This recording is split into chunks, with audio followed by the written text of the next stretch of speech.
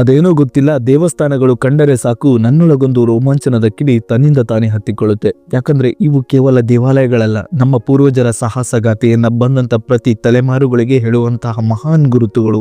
ಎಲ್ರಿಗೂ ನಮಸ್ಕಾರ. ನಾನಿವತ್ತು ನಮ್ಮ ಸೇಡಂ ತಾಲೂಕಿನ ಐತಿಹಾಸಿಕ ಗ್ರಾಮ ಹಂದರ್ಕಿಗೆ ಬಂದಿದ್ದೇನೆ. ಗ್ರಾಮಕ್ಕೆ ಬರುವ ದಾರಿ ಮಧ್ಯೆನೆ ನಮ್ಮನ್ನ ಸ್ವಾಗತಿಸಲು ಸಾಕ್ಷಾತ್ ಶಿವನ ದೂರ ಮುಂದೆನೆ ನಿಂತಿದ್ದಾನೆ ಎನ್ನುವಷ್ಟು ಖುಷಿಯಾಯಿತು. ಕಾಣುತ್ತಿರುವುದು ಹಂದರ್ಕಿಯ ಆನೇಶ್ವರ ಮತ್ತು ಲೋಕೇಶ್ವರ ದೇವಾಲಯ. ಕಲ್ಯಾಣದ ಚಾಲುಕ್ಯರು ಮತ್ತು ಹಯ್ಯರರ ಅರಸ 5ನೇ ಲೋಕರಸನ ಕಾಲದಲ್ಲಿ ಈ ಪ್ರಸಿದ್ಧವಾದ ದೇವಾಲಯ ನಿರ್ಮಾಣವಾಗಿತ್ತು. ಅದೆಷ್ಟು ದಾಳಿಕೋರರಿಂದ ತಪ್ಪಿಸಿಕೊಂಡು ಇಂದಿಗೂ ಸಹ ಸದೃಢವಾಗಿ ನಿಂತಿದೆ. ಹೊಸದಾಗಿ ಗೋಪುರದ ಮತ್ತು ದೇವಸ್ಥಾನದ ಜೀರ್ಣೋದ್ಧಾರದ ಕೆಲಸ ನೋಡಿ ಮನಸ್ಸಿಗೆ ಇನ್ನಷ್ಟು ಖುಷಿಯನ್ನ ತಂದುಕೊಡ್ತು.